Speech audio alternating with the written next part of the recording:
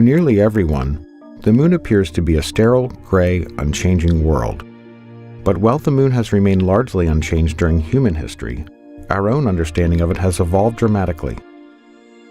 Thanks to new observations, we now have not only unprecedented views of its surface, but a whole new tour of the Moon that shows how both it and other rocky planets in our solar system have been shaped over billions of years. We'll start with one of the largest impacts, Oriental Basin, a feature that's as wide as the distance from New York City to Cincinnati.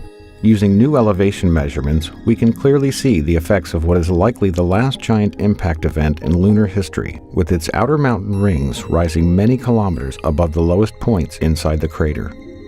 The interiors of some craters in the Moon's polar regions, like Shackleton, haven't seen sunlight in over 2 billion years.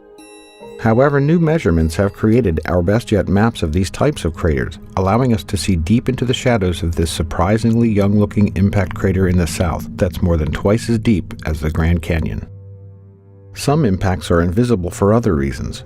Although the ancient South Pole Aitken Basin is difficult to see from orbit because it is so large, new LRO topography maps reveal the largest impact basin in the Earth-Moon system, measuring several kilometers in depth and around 2,500 kilometers in diameter. Only the Hellas Basin on Mars rivals it in size. One of the youngest large-scale impacts on the Moon is the Tycho crater. This fresh crater may have formed only 108 million years ago, when dinosaurs roamed the Earth.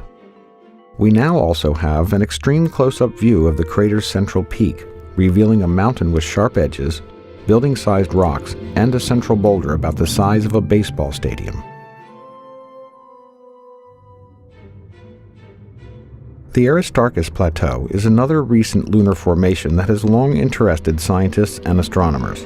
The crater itself formed in the same era as the Tycho crater, and what appear to be snaking river valleys were actually carved by ancient lava flows. Next, we arrive at Mare Serenitatis on the near side of the Moon. In December of 1972, the crew of Apollo 17 landed in the Taurus Littrow Valley, marking the last time humans have visited the surface of the Moon. With images from LRO's narrow-angle camera, we can clearly see the evidence of that visit. In this image, you can easily see the base of the lunar lander, along with the lunar rover, parked far from the blastoff zone. You can also clearly see the astronaut trails and the wheel tracks left on the lunar surface. We now head to the far side of the Moon, which cannot be seen from Earth. Our first stop is the Compton-Belkovich region, which shows evidence for young volcanic activity in the far side highlands. This feature is unique not only because it is isolated from other volcanoes in the area, but also because it is located nowhere near the Maria, where volcanoes are usually found. Also, on the far side, we find the Jackson crater, which, like the Tycho crater on the near side, has an extensive and complex ray system. In fact, this crater is often considered to be like a twin to Tycho. Finally, the Tsiolkovsky crater stands out as an excellent example of a far-side crater filled with a sea of ancient lava, known as a mare.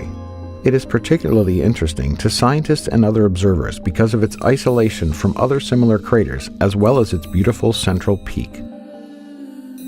As we continue to study the Moon, our understanding of it improves, giving us new insights not only into how it has evolved over time, but also how other rocky planets in our solar system have come to look the way they do. With new missions, new instruments, and new technologies, we will continue to improve our knowledge of the Moon and better understand the history of our solar system.